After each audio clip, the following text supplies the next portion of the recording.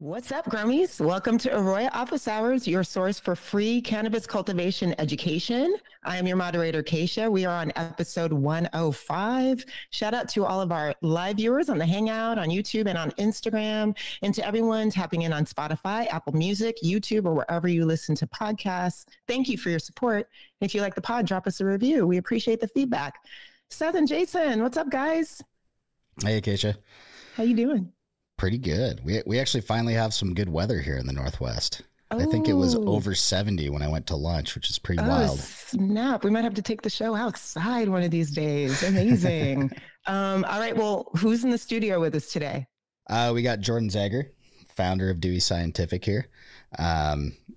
Local grower, also a genetics pioneer in the cannabis industry. So we thought it'd be fun to bring him in and kind of talk about that journey a little bit, what it's been like to enter the cannabis market from the perspective of trying to, be a genetics company and what that journey's been like a little bit, I think it's pretty relatable and also unique in its own way. And there's some fun things to touch on. Amazing. Jordan, welcome to the pod. How are you? Hey, thanks, Kaisha. Thanks, Seth. I'm doing really well. Like Seth said, it's finally nice here in the Pacific Northwest. I think our hybrid greenhouse has been hitting DLIs in the low 40s. So when we see that, we are happy campers here. Already talking our language. Yep. Jordan, tell us a little bit about yourself. What's your background? Yeah, so like Seth mentioned, I'm the founder of Dewey Scientific. We also have a consumer brand here in Washington, Dewey Cannabis Company. But my background, I'm a biochemist by training. As part of my education, studied how terpenes are made in special cell structures in plants, such as trichomes. When I got started on that was sort of before cannabis research was really, at least in my field of vision. But started out investigating tomatoes, mint, various mint species, pine trees. These are other plants that make a lot of terpenes that we use industrially. So I was just sort of investigating how the plants are making this on a genetic and biochemical level. And then as I progressed through my scientific career, cannabis caught my attention. First off, as a user, I was sort of getting fed up with a lot of the, I'm going to just say it, the bro science that was on, Grass City and Roll It Up forums of what terpenes are and how they might interact with the body. Definitely, I am a staunch believer in the entourage effect. So as a scientist and a cannabis consumer, was very drawn into, okay, how is cannabis making these unique compounds that sort of differentiate strains from one another? And how can we sort of turn our knowledge of terpenes into something that can benefit the cannabis industry? So that really led to the launch of Dewey Scientific. We were founded by 3 PhD scientists with the goal of producing cannabis genetics that satisfy, first off, the cultivator. Yields matter. The bottom line matters more than anything for those folks, but also have a product that sells well in the marketplace, that checks many boxes, whether it's bag appeal, unique aromas, potency, what have you. We've been pretty focused on that. Some of the early wins coming out of our genetics program, we were the first group to at least report on powdery mildew resistance and identified the gene responsible.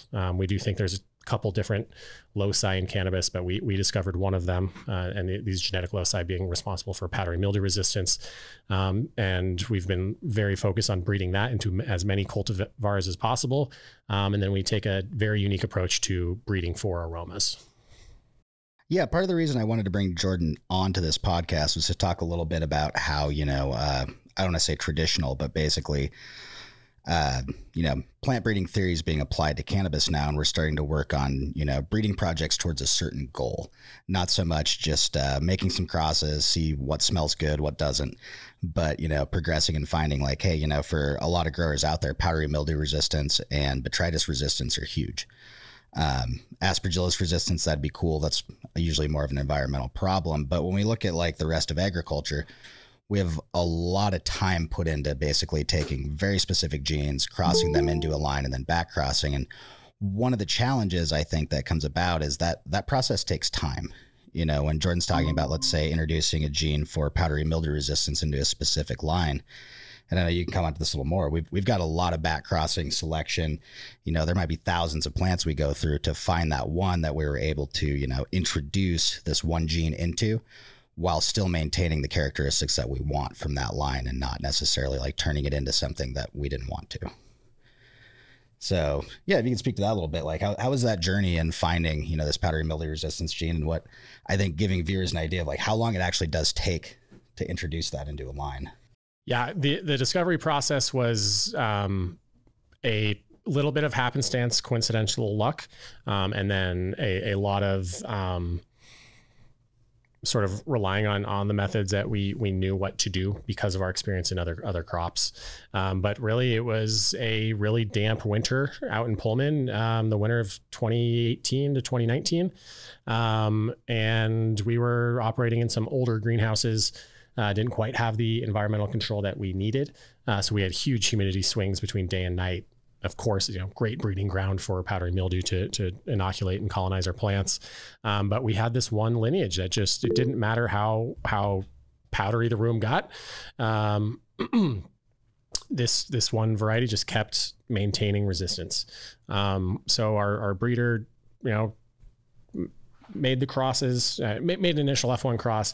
We raised those progeny and we saw segregating population. About a quarter of the new varieties were resistant. So at that point, we started doing a little bit of genotyping, genotype those original parents, genotype those progeny, and then just started looking for differences. What did that resistant parent have that the other parent didn't, and was there a good correlation? And luckily for us, we found that it's a homozygous heterozygous dominant trait. So you really just need one copy of that resistance gene to pass it on and be expressed in its progeny. So that whole process took us about 11 months to discovery. And then, over the last 3 years, we've really just been, working towards developing homozygous parents. So where each allele is powdery mildew resistant, and using that as breeding stock. So at this stage, at Dewey Cannabis, our commercial brand, we've got about 16 commercial varieties that we put into products. All of those harbor that PM1 allele. They are resistant. And then with our breeding program, really trying to get that resistance into as many aroma backgrounds as possible. Because as we've seen over the last, call it 3 to 4 years, rather than this, indica sativa hybrid classification, everyone is moving towards or has moved towards aroma classification for varieties, either in competitions like the Emerald Cup, and even at the retail level, you're starting to see shelf segregation by aroma class. So for us, it's having that wide array of aroma options for cultivators while guaranteeing that powdery mildew resistance remains. Yeah, and it's 11 months to develop that is wild. That's a long time. To discover. I was going to say that's step one. We're talking, we're 3 years later. It sometimes takes that many generations and that much selection to find, luckily for this, we found Jordan and co found a dominant gene that they can actually work with. If we were talking about something that was recessive and we had to make a homozygous recessive cross to be able to achieve this, we might bump double the time. Yeah, that's absolutely correct. I think had it not been a dominant mutation, discovery probably would have taken closer to 3 years, and those 11 months. And then everything after that is, validating, or no, I shouldn't say validating, but after that is, can we more quickly develop a test rather than to detect powdery mildew resistance rather than, just throwing powdery mildew on plants. And so then that took a number of years, about 2 years, just to develop a quick PCR test, very similar to how we're testing for COVID. We can test for powdery mildew resistance with a quick PCR. Oh, absolutely. I think one thing that's cool about where we live, if you don't have a nice greenhouse, which you guys start out with the little older ones that were, a little more compromised, you have a great screening ground. And then you guys have to ride this balance where you're not able to fully fund the company based off of just research, right? So you have to have Dewey Cannabis Co., a production brand. So there's a nice balance to run, because I know from years of doing, agronomic research and plant breeding research in greenhouses, that is one nice thing. We used to actually inoculate powdery mildew and how can we destroy these crops? You have to pull data on trying to maintain a healthy environment, and then how do we evaluate them from there, right? Which is an interesting challenge because some growers have great environments. You guys are a little more specialized in helping out the ones that don't. And you ostensibly have a nice environment now. Yeah, that's right. So Seth had mentioned our older greenhouses. Yeah, our cultivation facility is sort of split between the old facility and the new facility. The old facility was previously used for breeding wheat. So they were definitely not purpose built for cannabis. I think they were built in 1999. We moved into those things in 2018. So yeah, just dialing an environment in there was next to impossible. So we've sort of approached cannabis cultivation of, oh man, there are huge issues that every cultivator must be dealing with, right? In retrospect, we were a little naive with that. It was because we were dealing with a big old retrofitted greenhouse complex.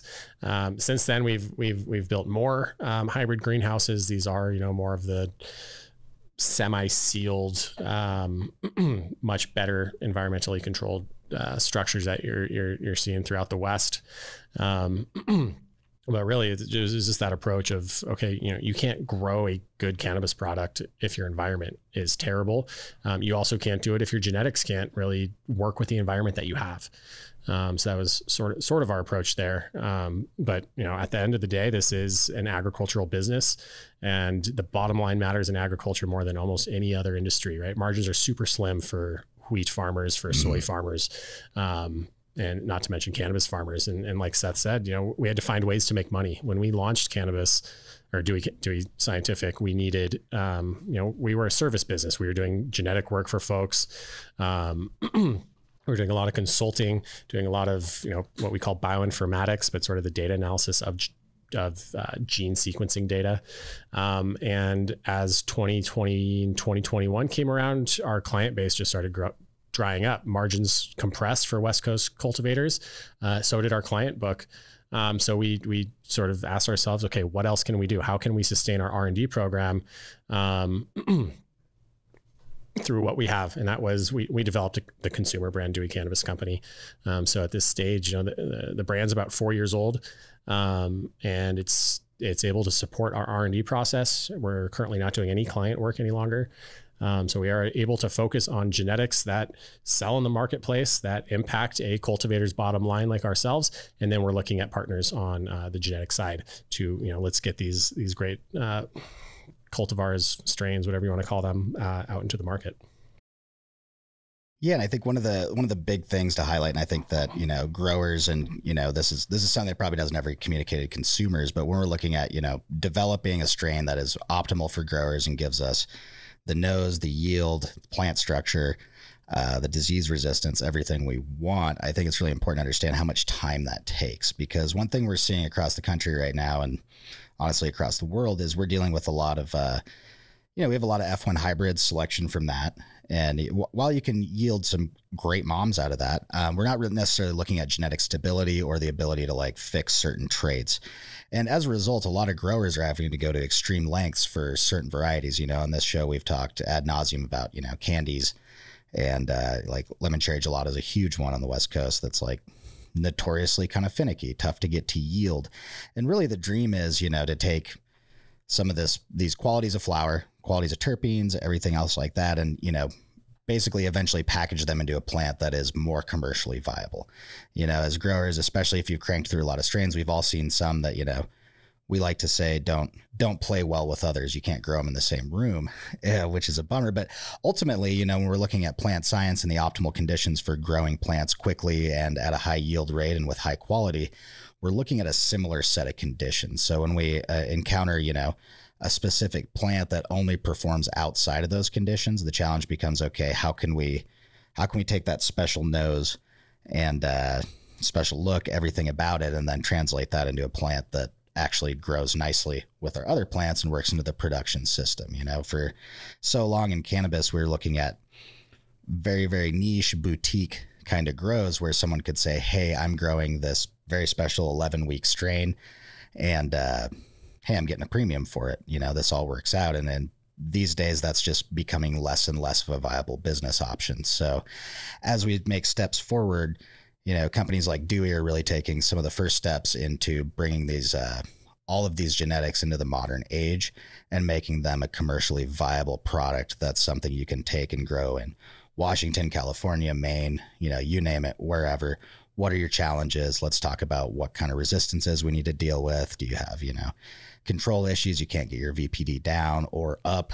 Like, we can look at all of these different things and say, okay, maybe we need to look at growing certain strains that are going to work for you. So, at the end of the process here, we're not throwing away 20 to 30% of our crop to powdery mildew or botrytis or something like that. Because as a grower, by the time you are looking at genetics that work in these types of situations, you already know that you've got a problem. If you're like in the Northwest, if you're in a greenhouse, there's I've grown probably about 85 strains in this area.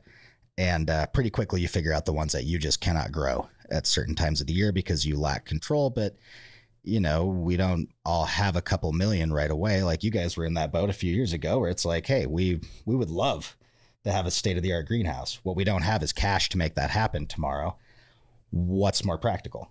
I can look at my plant population and say, hey, I've got some plants that I can grow very well, grow easily.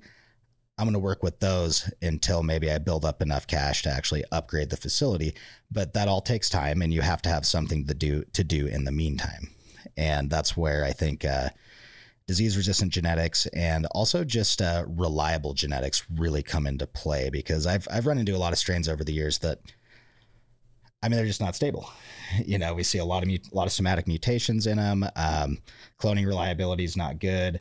And a lot of it's because, hey, we selected from an F1 cross and that was the end of the line.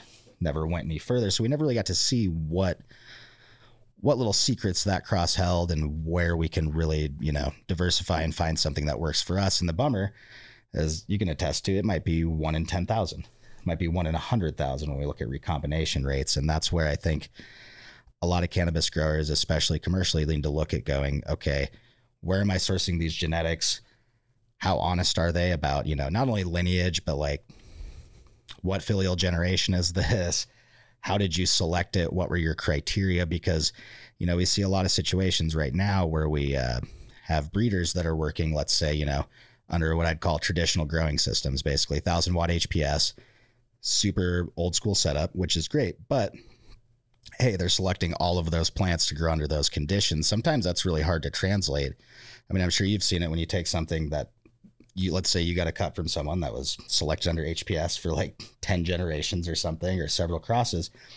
When you go to throw those into your greenhouse with modern LEDs and everything else, the spectrum's different. Usually, like with that old school HPS and many generations, we can count on a certain consistency. When you change all that up, that's where we see some plants like, hey, why am I getting like full blown hermaphroditic plants? Like, I'm getting pollen sacs, not late flower, little bananas, as we say. And sometimes that's the difference, is you've selected for something that hasn't even been identified yet. Yeah, no, you're spot on there. One of the issues that we have dealt with, when we got started, we were, in mixed light greenhouses, but heavy on the HPS. We were growing in soil in 10-gallon cloth pots. Wasn't because we thought this was the way. It was, our initial grower, this is how he did things. He's a legacy grower. And this is what he did. So we leaned into that. And we do have a handful of genetics that we inherited from him, that when we made that transition into these, first off into cocoa, then under LED lights, and now, with our generative steering program and really boosting substrate ECs, some of these older strains that were definitely developed, in someone's basement, 10, 15, 20 years ago, they don't perform the way they used to, and not necessarily in a bad sense. We've had some varieties, all of a sudden we made this switch and they've got just that much sweeter of an aroma profile, or they yield just that much more now that they're in cocoa. But at the same time, some of these things in later flower, we have one strain in particular that we've used a lot to breed with. But early on, when we made the transition to the newer facility, right about day 40, every single cycle, bananas were coming out. We could not figure out why. We thought maybe it's just because it's old. But we did some experimentation. We played with substrate EC. That was one of the big ones we played with. And well, we found that plant won't develop those mid flower stamen and pollen parts. If we're keeping that substrate EC, under 6, which is, it makes it then tough to generatively steer if you're not getting that high salt stress in the early days of flower. So it's definitely, plays a huge role now in how we're selecting commercial varieties. We know the industry has moved far away from, big soil cloth pots, hand watering, even HPS lights these days.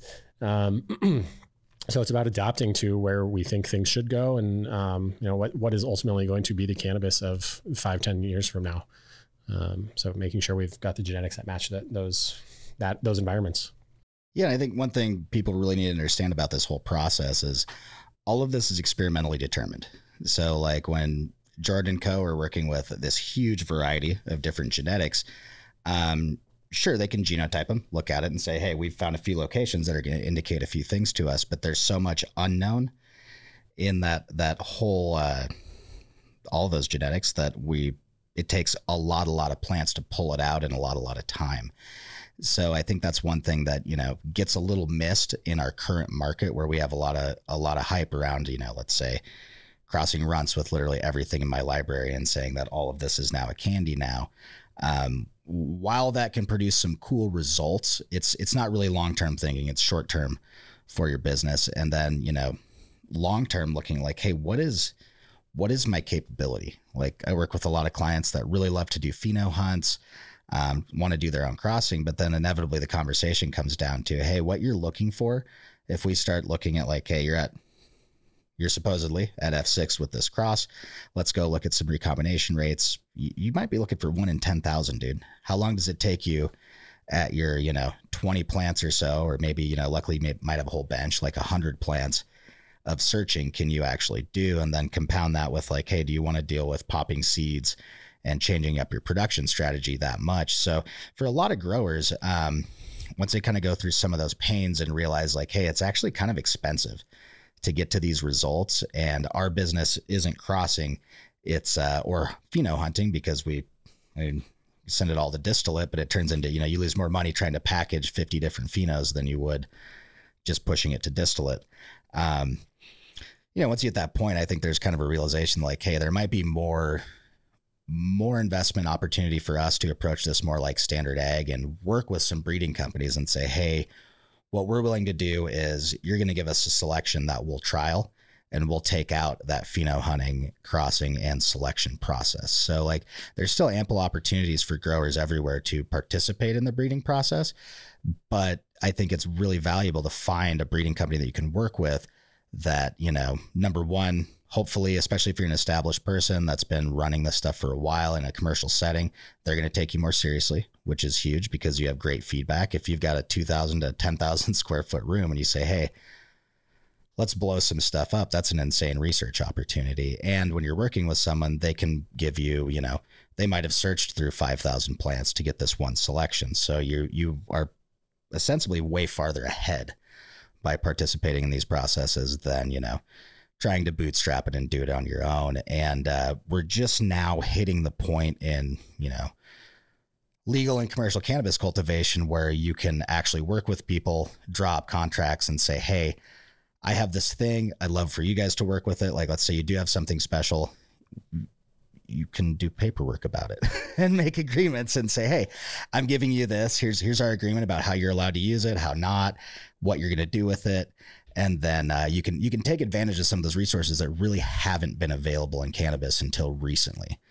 Like working with Jordan here, he can take so many different genetics, warehouse them essentially, build a library, and then he's one of the few growers that like has some optimized research space and that built into the business plan. Now, we're in Eastern Washington, not downtown LA or, any big metro area. So like, Jordan's here doing this. He probably could be somewhere down in California, potentially trying to blow up, on social media, blow up, as like a small celebrity. But the part of the price of being able to do this, economically and actually make it realistic is being outside of some of that expensive production space. Jordan's facility is surrounded by wheat fields. there's our cost of electricity. I think we're the third lowest industrial rate in the country. Yeah. It's an eighth of what it would be if we were in Sonoma County or, like Santa Rosa. And that really enables us to be able to use some of our space for either these large F1 pheno hunts, like you mentioned, or, when we're making, stabilizing family for, couple phenol crosses deep and they're making a back cross to make sure that whatever trait we're trying to fix gets fixed. And then we can, make the riskier gamble of putting things into production space. But you're absolutely right. Like our cost of production here in Eastern Washington is very low relative to say downtown LA or, even the Bay Area. Yeah. Or the East Coast. Yeah, absolutely. I've been amazed by I've actually been really amazed by some of the facilities I've seen go up on the East Coast, despite what I would consider very high financial barriers to meet. And like some of that's investment, obviously. Some of it's also just better business planning, because we've seen how the market matures on the West Coast, and they're planning for that $1,300 pound price or $1,000 pound price right off the bat, rather than thinking they're going to get 3,000 or 4,000 coming in. But that's a price you pay. Like I said, you might have a whole different life if you live down in the Bay Area or something, but you probably wouldn't be able to do nearly as much work as you're doing. Yeah, absolutely. Our approach to that, sure, we could chase hype. We could go partner with pick your metro area, go partner with the growers there. Ultimately, we want to have something, we say it all the time, like we want the proof to be in our pudding. We want our genetics to be the hype. We don't want it to be because we, partnered with some grower. And not only that, we approach this business and cannabis as if it were traditional horticulture. And sort of the genetic work that goes in there, most consumers of raspberries don't think about the raspberry breeding process like cannabis consumers do. And so I'm not saying that's our goal is we don't want customers thinking about what genetics are. But we recognize like a lot of work needs to go into this for this to be something that is A, repeatable regardless of location, and B, is going to withstand the $1,300 pound, which, man, I wish we were getting that in Washington. But what is going to enable compressed prices to still have an economically viable product, and for us it's genetic stability. Jordan, I got a question for you. You have experience with cultivation. You came into this with a PhD, so you have an interesting mix of the traditional knowledge with the more the science. And I would love to hear a little bit more about your journey, especially with Dewey and incorporating Arroyo into your world. Like, what has that journey been like for you? Kind of getting that bro science a little bit minimized so that you can use actual science. Yeah, so our journey with Arroyo, it began when we were still growing in big cloth pots. And I think Jason and Seth had been out to our facility and were like, what are you doing? There's so much better ways. And we're just like, hey, we're just doing what our grower wants to do. But we first got plugged in with Arroyo. We did some trials with rock wool, got to be able to see the control that you can actually have in a different substrate, but also by having the data at your fingertips. And as commercial cultivators, when we started really leaning into Arroyo, we saw our yields jump, depending on the month, but as high as 70% month over month, or same month, different year. But in essence, we're getting the same amount of external light for the most part, leading to a much, much larger yield. And it really is just having that data at your fingertips, being able to look at, what your baseline is on field capacity, look at the, dry back for a genetic over the first 22 hours, but being able to see that time and time again. And then what that has enabled us to do is like Seth had mentioned, like growing genetics that may not make sense to get with genetics that do make sense. So what we've done is we've sort of classified things we grow commercially into their own little buckets. We grow those together on the same bench and give them the same watering strategies. And so for the most part, we've got our I think, you guys like to use the term short and squatty. Maybe that's a Jason term. But these short internode distance plants, they're generally, they're not getting that high dryback. They're not necessarily getting a super high substrate EC either. On the other hand, or on the other side, you've got, your long internode plants that are generally can handle higher ECs. They're generally getting P2s much earlier in the cycle than these other genetics are. So really, it's enabled us to make smart economic decisions while still having the genetic diversity that our end consumers want.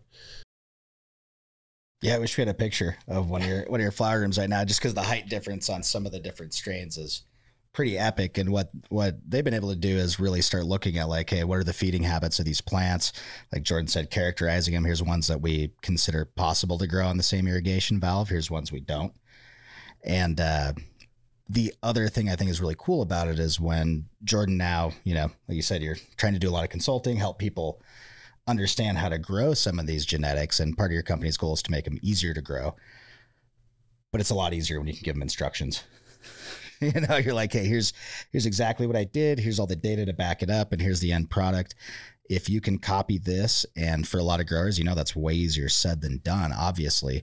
But when you can give someone like time series data of a whole run and say, hey, look, here's where we maintained our environment. Here's what our temperature and humidity did the entire time, and it goes both ways. Like if you guys hadn't got the upgraded greenhouses, you could at least give someone like, hey, in these conditions, here's what we could do. Here's how you replicate this result. And I think that makes it so much easier for breeders and genetics companies in general to be able to translate like, hey, here's what's going on. And then also once you get it to other growers, they can at least look at that and understand the difference between like, hey, here's how your company grows and here's how we grow, because at different points in time, like you guys using a little larger pots. Okay, you can explain to someone, hey, man, look at your drybacks. Look at this water content. You're in a bigger pot. Or in a smaller pot a lot of times, right? Like you throw it to someone, they're growing just straight clone into 1 gallon cocoa.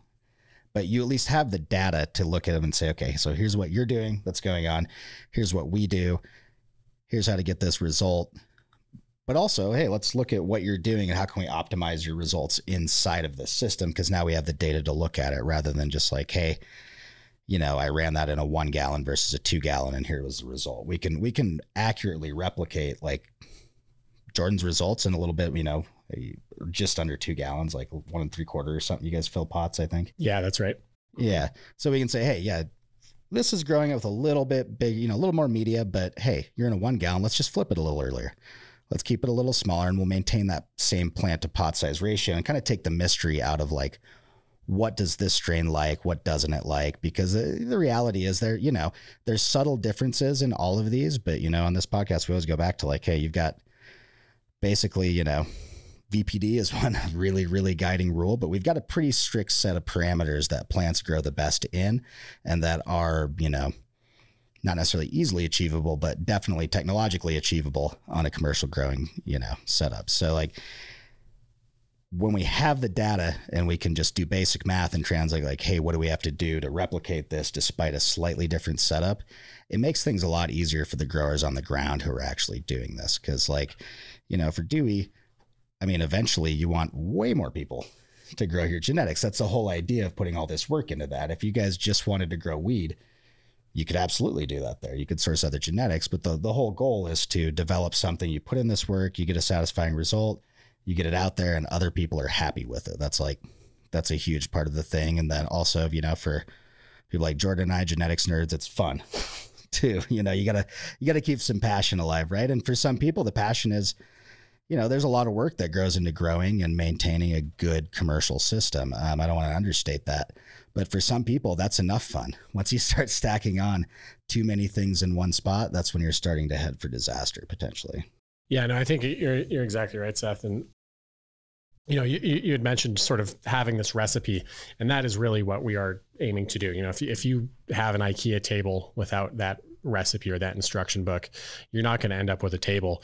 Just like if you don't have the recipe book for, dude, a cake, whatever. Yeah, for making a cake, or in this case, the grow recipe for strain Y. If you don't know the parameters of what is that higher end of substrate EC this plant can take, what is the higher parameters of you know, what can you expect on drybacks, you're not going to end up with that same end use quality. And so when we're working with a plant that, I mean, you change the light spectrum slightly and all of a sudden you have a dramatically different terpene profile. Well, as a genetics company, if we're going to be selling, clones to folks in Massachusetts where it's predominantly indoor and, we don't have that right exact recipe, well, they're not going to end up with that end product that they thought they're getting. Now, of course, that is the reality of the cannabis industry today. And so we are just trying to foster in the era of, more consistency for the end consumer while, still protecting that bottom line of the farmer. Jordan, you were talking earlier about the challenges of dialing in environmental parameters, but then also irrigation is so important. Obviously sensors are the cornerstone of what we do here. And we get a lot of questions on office hours around irrigation. So I was wondering if you could talk a little bit about your irrigation strategy, especially when you're like grouping certain genetics together, trying to like have a consistency among similar traded plants. But yeah, I'd love to hear more about that.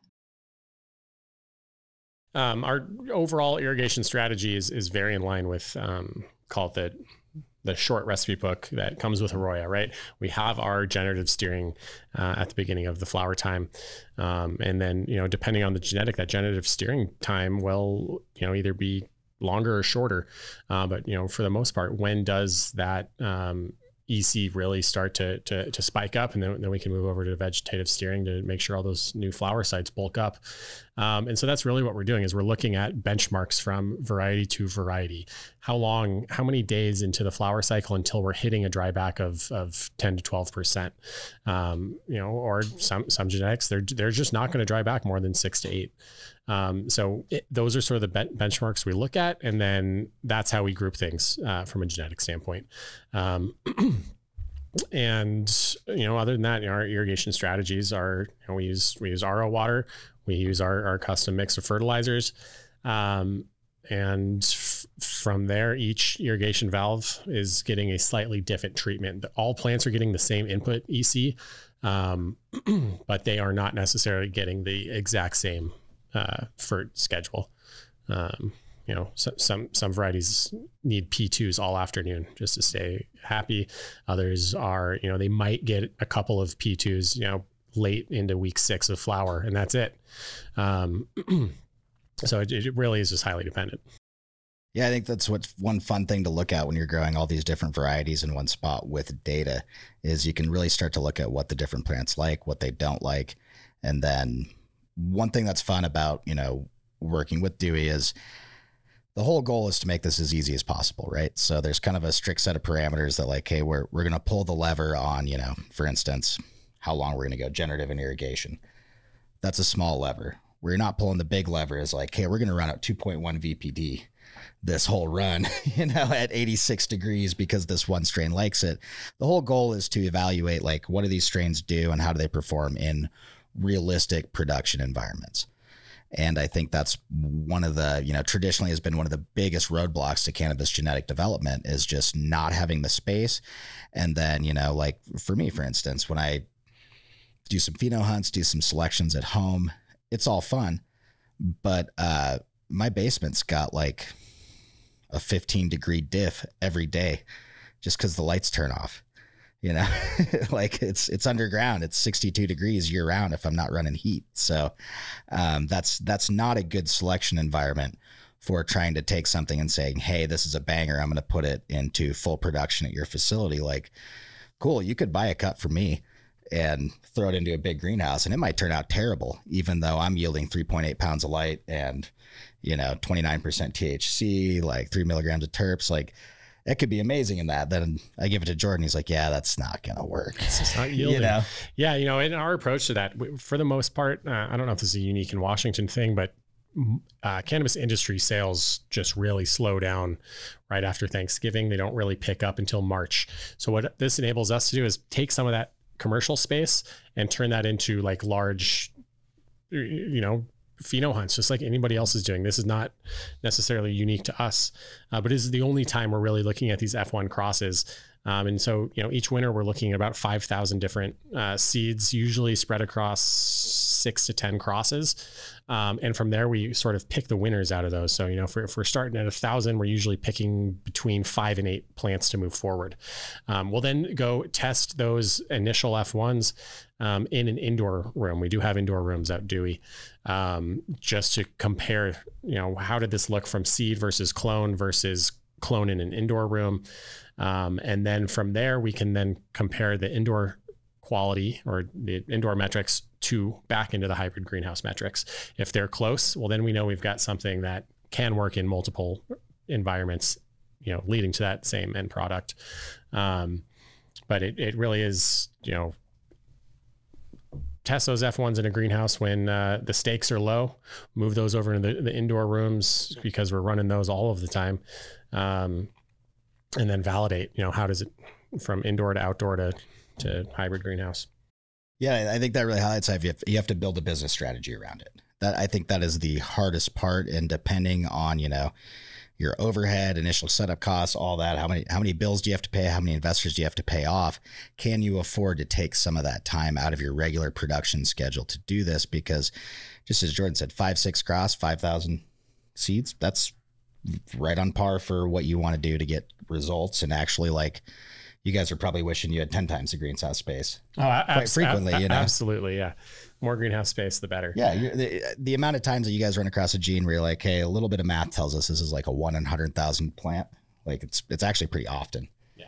When you're trying to do that recombination calculation, and that's just what it takes. So I think it's definitely a unique challenge. But I think growers out there really, really need to realize hey, and that's not to say that I haven't met other breeders that do have the business plan in space. I've just overwhelmingly met a lot that really want to have something unique. And I think we really are just getting to the point where you can work with a breeder and actually be like, hey, in greater agriculture, contract breeding is a thing where, a large company goes to a breeding company and says, this is what we want. And the breeding company says, okay, we're going to do a little bit of research on this. We'll talk to you in 3 months. And then we're going to have an idea of hey, this is going to be a 5-year contract that's going to cost us this amount of money. Here's about the resources we think it'll take. And that's been a standard in greater agriculture and horticulture for a long time. And, we're just getting to that point in cannabis where that's possible. And also just hitting some of these bigger businesses, if you have 20 to 30,000 square feet in flower and you can economize that and keep it rolling, you actually do have a revenue stream that would support your ability to work with another company and actually do that. Whereas, rewind the clock even 5 years and a 100,000 square foot facility was massive, insanely massive. 20,000 was still pretty damn big. And 10,000 was hey, that's the goal right now, right? We're just going to get 10 to 15,000 square feet and we'll be rich. And now business is stabilized. And I think, some of the more successful people that I talk to really just work that into their business model, whether it's one of the best things I've seen is just take a look at your revenue and say, we want at least $100,000 to just talk to people throughout a year. We may not, listen to everything every consultant we talk to says, but let's invest some money into staying, current with the industry and talking to as many people as we possibly can and have seen as many facilities, because it's not totally easy if you're just a business owner to call up a bunch of other businesses and say, hey, let me come in there and copy what you're doing. That's not exactly there. And then on the genetic side, I've talked to a lot of people that they start out trying to do the pheno hunts and stuff. And then between the time and the effort and then the lack of results, because they're popping, at max, let's say 100 seeds at a time, they're just not getting what they want out of it. They talk to some other grower that says, hey, I got these seeds and look here's this amazing selection. And then they go pop 50 seeds and they don't find anything that's even close to that. And unfortunately, that's a reality. We're all conditioned to buying 5, 10, 50 if you're wild seeds at a time, get the breeders packed. And that's just nowhere near enough to really see a good genetic variation. Yeah. And I would say, our goal with our breeding program is, if you have a pack of 10 seeds, rather than 1 or 2 keepers, there's 7 or 8 keepers. And it really is, it's just this iterative process, making sure your breeding pedigrees are set up in a way that when you find a trait that you want, that you can pull it from your germplasm and there's no guessing, you don't need that original blue dream to, pass on that haze. Right. You just got to make sure that haze is fixed in whatever seed lot you have. And then when you breed, if the goal is you want something with that aroma profile, that terpenoline rich profile, that it is fixed in that seed lot, or at least 75% fixed. Yeah. So yeah, if you're pulling seeds from Dewey, hopefully there's a higher chance of success. You don't need to be popping the 5,000 that we do every winter, but, I want to highlight too. I think some people think plant breeding is like this wild thing where we dump like pounds of seeds into a genetic sequencing machine. And like, that's how you get results. And like, no, really, like 5,000 plants to go out and try to find, like, hopefully you got recombination on 1 or 10 or whatever it is, but like, hopefully you got that trait. And it's all hopeful. And that's something that I think, I like to try to be more transparent about, and that's in any kind of scientific research, especially agriculture in general. All of this is determined experimentally. Well, we have the incredible benefit of having 3 experts on the show today. Jason is here as well. How do you guys feel about getting into some viewer questions? Yeah, let's do it. Ready? Okay. We've gotten a couple on the Hangout. I'm going to start with those. We'll get to as many as we can. But our Gromy Seth dropped this question. They wrote, you've mentioned daytime, nighttime differential a few times on the show. And I'm wondering if you can give a little overview or general recommendation of when and how to use it to our advantage. Go ahead, Jason. Thanks, guys. I was going to start a little bit with the goals of the plant and some of the genetic tendencies of it. Typically, kind of as a general recommendation, we like to just step it up about 5 degrees twice throughout the cycle. So early on, say first third of the cycle, when we're stacking, we'll go with almost 0 to 5 degree nighttime, daytime differential. The second third of the flower cycle will go about 5 degree differential. And towards the end, we'll go to about a 10 degree differential. Now, if we have a plant that doesn't exhibit nearly as much anthocyanin as we're trying to, a lot of times we'll increase how long we're doing that nighttime, daytime differential, or even increase a little bit of how much we're doing that. So, typical tendencies are, when we increase our nighttime, daytime diff, we'll be increasing the amount of anthocyanin production. A lot of times it'll also increase the generative type of cueing that we're doing on the plant. So if it's a plant that's extremely, stretching, it's a tall plant, and we are trying to curb that, we might start with that nighttime, daytime differential earlier in the cycle as well. Yeah, and one thing to highlight there, with the recommendations that Jason just said, these are general recommendations based on ambient room temp, because not just your Arroyo sensor, but any sensor hanging in your room, that's what it's going to read. So, to take the next step, you really want to go in and get some leaf temperatures, ideally get some average leaf temperatures and see what your room's doing, because we see, situations where you're growing in under HPS and we got a +4 differential compared to ambient air ambient air temperature. So like, let's say the room's at 75, plants are at 78, and with LEDs, the traditional rule is HPS plus LED minus, like what are your plants versus the ambient room temp. However, across hundreds of facilities across the country, we've seen about every example of where that can be exactly the opposite. So it's really important to go in there and actually get like what's going on with your actual plants and read them. Like all of these recommendations are based on that 1 to 2 millimeters around the plant surface. Amazing, guys. Yeah. If Jordan doesn't have anything to say here as well, there's also another variable that we can control in here when we're looking at nighttime, daytime differential, and that would be how quickly we ramp or decrease to that other temperature. Typical tendencies is the faster we ramp, the more generative that we're cueing that plant.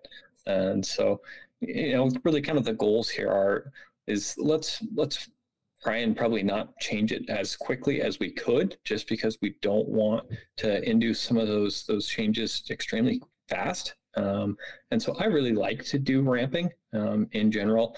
I'll ramp anywhere from 30 minutes to 3 hours, depending on my goals with that plant. Yeah, and I think Jordan could probably speak to dew point problems if we do try to, change that temperature too fast, especially in a greenhouse situation. Yeah, it really, in a greenhouse situation, sure, you can control temperature pretty well. It's the humidity that's a little bit more difficult to control. And this is very important as nighttime temps, get colder. water falls out of the air that much easier. Think of a glass of, ice cold Coca-Cola. There is going to be condensation. That's what can happen in your greenhouse. And it really is just that, cold temperature hitting moist air. So I like Jason's suggestion, ramp it. We ramp our stuff over 90 minutes. And, just on that sort of schedule, you guys like to do it in 5 degree steps a couple times through flower. We hold pretty steady until about week 6, and then we get progressively colder at night as those plants mature off. Yeah. And like for you guys, that's a good point too. We talk a lot about, not making that change too fast. So Jordan, for instance, in the winter here, like if you can do that in 90 minutes without any problems, that's a good example, because it might be 25 degrees outside, on your greenhouse roof. And in 90 minutes, you still don't necessarily have to pull curtains fully to avoid your plants getting rained on. So, what may seem like a big challenge sometimes is a pretty small programming task. And like one of the challenges is maybe sometimes getting a controller that can actually do that for you.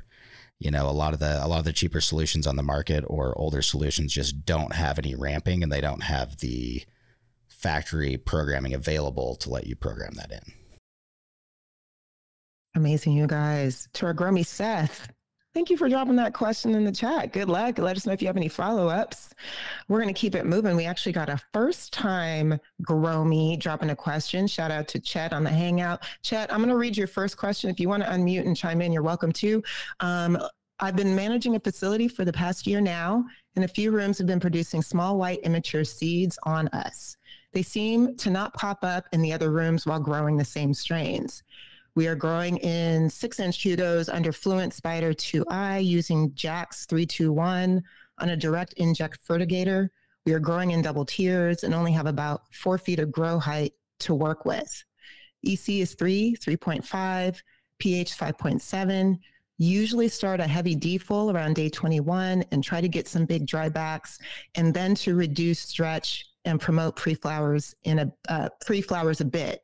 The plants usually start and flower around 800 ppfd, and daily bump the lights up to 90 to 100%, which when the plants grow up to the LED bar 2 inches away, we're at 2700 ppfd. Again, because we're in a double tier setup with very limited headroom. All right, that's the background. I mean, there's a few things I'd be looking at, number one, potentially, especially if you have Arroyo, getting that time series EC, like Jordan was saying, some plants at high ECs will tend to throw stamens, start to pollinate the room. And sometimes that doesn't happen at a rate that's high enough to be immediately obvious. We might have a few buds throwing it. And then especially if that happens around week 6, that's when we're seeing those white hollow immature seeds towards the end. And I think, one of the keys there is like really track that and start to get in there and look for when those stamens happen. Number one. Number two, if you're getting 2700 ppfd at the light, you're probably really, really driving those plants really hard. I would expect that you actually have some small buds at the end of your tips of your branches right up close to those lights, and some potential bleaching. So, something to look at is like, hey, flipping a smaller plant, especially if you're in a Hugo, it might sound strange, but we're talking about transplanting a very, very small plant into a Hugo, basically seeing a root at the bottom of the block and flipping it, like, especially in a double tiered situation. You got to go with a small plant so it doesn't get huge, right? And then, if it's only one strain in one room, get the data, start looking at like, hey, we might have a feed problem with this particular room. Like, hey, it's the farthest away from the pump station, and we thought we were getting 2.8 on every other room, and now we're getting 1.4 feed EC on this room for some as yet to be determined problem. That's one thing to look at. So one thing I would do is definitely test your feed EC coming into the room. And then also try to identify like, hey, do we have some odd outside behavior going on in this room that none of our other rooms experience? Like, is it getting too cold, too hot, too low a humidity? You're not talking about mold, so it's probably not a high humidity situation, but really just document it and try to figure out. And then, at the end of the day, sometimes we look at like the lineage of that strain. And like we were talking earlier, a lot of our strains out there have been selected for 20, 30 years under HPS. You might be dealing with a reaction to the spectrum that makes that strain completely non-viable in your production system. If you have to bend your production system too far to be able to even get a plant to not herm out on you, hey, that's risking the rest of your crop. And it might be like, hey, what premium do we get on that strain that makes it worth it to keep growing with this risk? And if we do get a premium and we have to treat the room really, really weird in order to get it not to herm, if you can't monocrop it in its own room, it's probably still too much of a risk to the rest of your crop. Yeah. And I would just, I think a couple of things you can test, go in there when it's dark, make sure you're not getting any inadvertent light leaks. And then, if it sounds like this is only happening in a couple of your rooms specifically, it could be other things like airflow. Stress will lead to herms. Now, of course, we want some level of stress to increase flower sites during that generative stage. But if your lights are putting off a lot of heat, putting off a lot of light, and there's not good circulation in these, call it 2 of your 8 rooms, you're going to have these little microclimates that can lead to some hermaphrodism. And that's sort of what it sounds like with these small, immature white seeds you're experiencing. Is it's probably like a little microclimate stress. That's what I'd look at. Yeah, I think you got to remember, over the last 10,000 years, people have made this plant dioecious. The fact that it can herm tells us it's really not that special compared to other plants in terms of sex determinism. And with cannabis, it's not just XY. That's why you can have an XX plant still throw stamens. That genetic sexism is not stored on just one chromosome. In cannabis, it's actually several copies of the same gene, and what's the frequency that you have those copies on various chromosomes. So I think that's one important thing to remember when we're really bashing our head against some of these plants herming out. Like, you will encounter some that will herm almost no matter what. And hey, that's the reality. And sometimes, like, if I grew 10 pounds of it in my basement, wasn't as big of a deal as if I grew 300 pounds of it in a commercial room and then I had to deal with it, right? Yeah. Chet actually just dropped in the chat. We do have a problem where a few times a week in the morning, the HVAC system starts throwing out hot air when it should be cooling.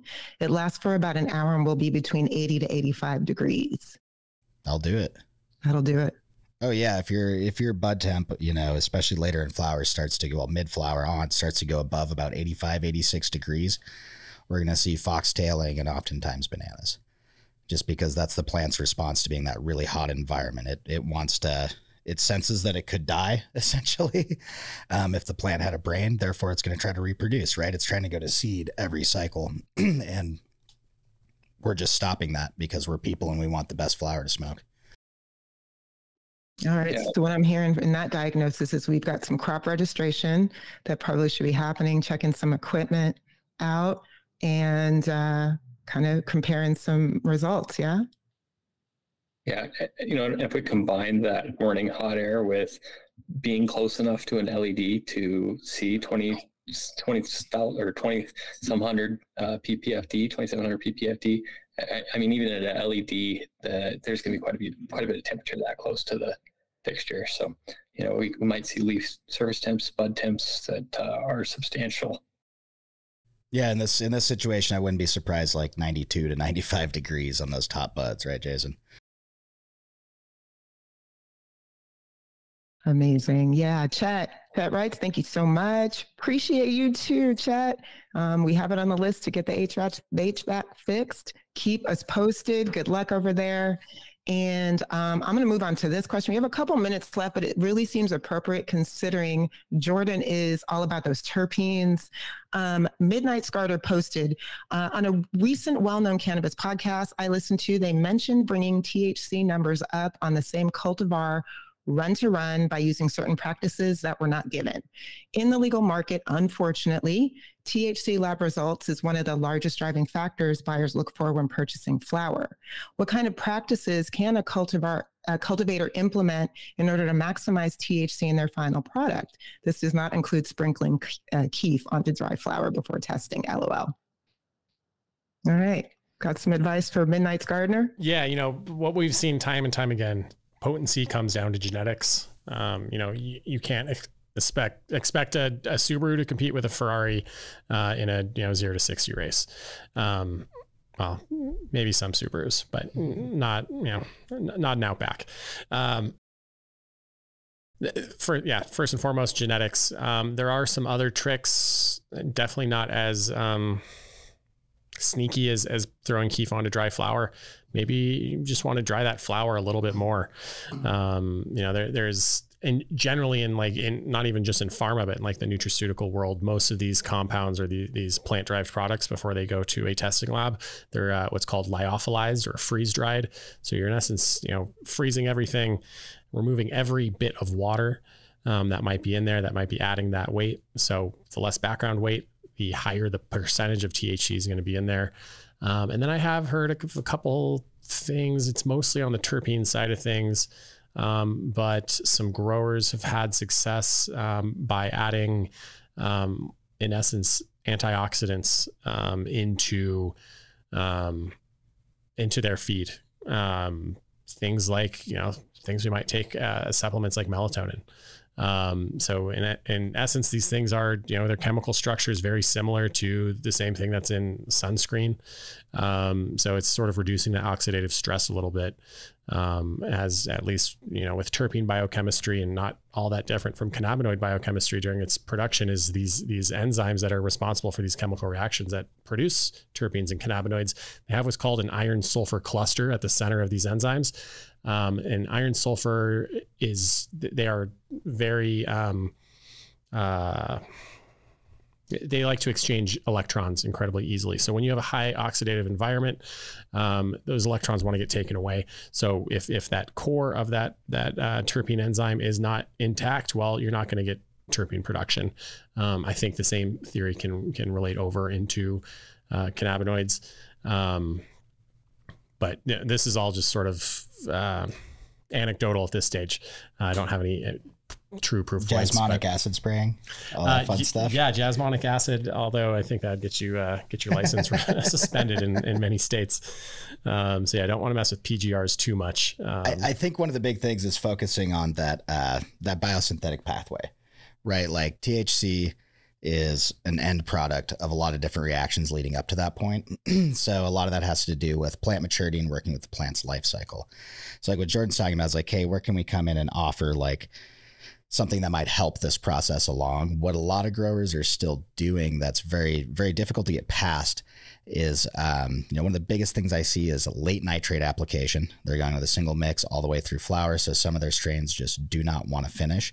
They're getting that nitrate push, which means like, hey, we harvested this plant at 8 weeks. The numbers look great, but I have 31% THCA and 0.1% THC. Two things. One, that's legally hemp. And if you grew that in California, go sell it in like Kentucky or something. Make some money.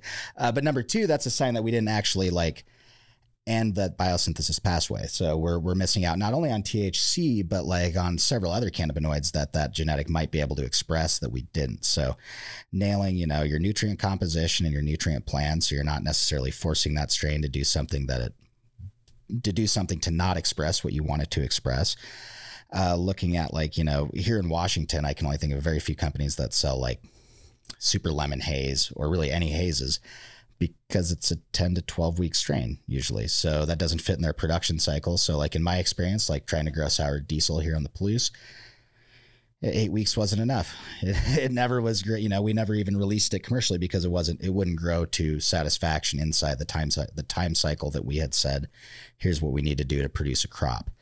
So there's a lot of factors in that maturity, but at the end, it's really focusing on like, hey, what is the amount of time and what are the inputs needed for this strain to actually complete that biosynthetic pathway? And, for different strains, some of them just will not play in our typical commercial production. We joke a lot about like GMO and MAC as being, two of the polar opposite ends, but it really is true. There's that much of a difference in some of these strains between what they're able to achieve in a given time span with given inputs. The cool thing for growers is, hey, if we look at the levers we pull, there's how long do we flower? How long do we stay in different irrigation strategies? What EC do we run it at? Do we have enough CO2? Do we have enough light? And are we maintaining pH with our irrigation strategies? And that sounds like a lot of things to keep in order, but there's some great techs out there that help you keep it in line. And usually, like if you're working with a fertilizer company, for instance, typically they're not going to give you bad recommendations. Start there. Well, on top of this one, so I was at a really cool seminar that one of the speakers was actually talking about the effects of predation on terpene content, trichome production. And so actually how much you deleaf and when you deleaf can impact how much trichomes that you see on the plant. So as a natural defense, when predation is impacting the plant, it produces more trichomes in order to protect itself as a natural defense. So one of those that maybe we might not think a lot about when we're correlating our THC and terpene profiles to our cultivation records, but scientifically has shown an impact on the end result. Great insights, you guys. And I mean, I'll just say this as a consumer. I look forward to more consumers understanding the greatness of terpenes, because that's really, it's all about that entourage effect, right? Oh yeah. At the end, we got to get away from the indica sativa labeling and get more awareness around like, hey, what chemical profiles actually do what, right? Yeah. And we have so much variety that like you actually can characterize things by, not just aroma, but like what unique cannabinoids do they have? Do they have a lot of CBG? Do they have a lot of CBN, THCV, like all these rare compounds? And I'll go back to it, without growers focusing on quality. And that's the tough thing with the market and having that high THC percentage, right? Like I always pick on California, but it's like the forefront of where I see a lot of like really high THCA, low THC weed, and the market's eating it up, which is, causing growers to go more and more down that route. Like, hey, we're going to industrialize this more and more. But if you really are focusing on quality at the end of the day, you still have to like do a lot of crop registration, look at the final product, and have the patience to say, hey, we're going to run a 3-month life cycle on these plants. We're going to do it the way we normally do it. And then we'll evaluate from there. And I think that's one of the hardest things for people to accept sometimes is that, hey, my 8-week cycle just will not finish this plant, or I have one main injection line for my whole facility, so I can't actually like pull back on the nitrate or lower my EC feed for this one room. So there's little challenges that, or big in that case, if you only have one feed line for your entire, flowering part of your facility, that are a limitation. And it's way better to recognize that and then start to, like I said, just do as much crop registration and start to work inside of that box, because it might not be something that you can afford to fix tomorrow. Yeah. Yeah. Also, consumers are so much more of the plant than THC. So I will leave it like that on a high note. We went a little long today, but oh my gosh, what a great show. Jordan from Dewey Cannabis Company, thank you so much for joining us today. Really great to have you. Hey, thanks, And of course, absolutely. And of course, Seth, Jason, and producer Chris couldn't do this without you. Thank you so much for another great session. Thank you all for joining us for this week's Arroyo Office Hours. To learn more about Arroyo, book a demo at arroyo.io, and our team will show you the ins and outs of the ultimate cannabis cultivation platform. If you have any crop steering or cultivation questions you want us to cover, we didn't get to it today, don't worry. Drop your question anytime in the Arroyo app. Email us at sales@arroyo.io. Send us a DM on Instagram, Facebook, LinkedIn. We want to hear from you. And if you're a fan of the pod, please leave us a review on Spotify, Apple Music, YouTube, or wherever you listen to your podcasts. We appreciate your feedback. And don't forget to subscribe to our YouTube channel so you never miss an episode. Thanks, y'all. See you at episode 106. Bye.